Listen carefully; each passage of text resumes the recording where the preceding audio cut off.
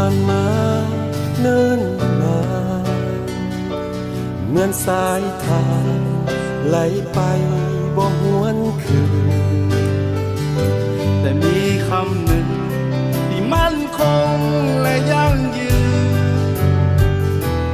บ่อาจลืมความเป็นเพื่อนดีต่อกันยามยังอยู่สุขและทุกข์ช่วยแบ่งปันมิตรภาพนั้นจงหาสาไว้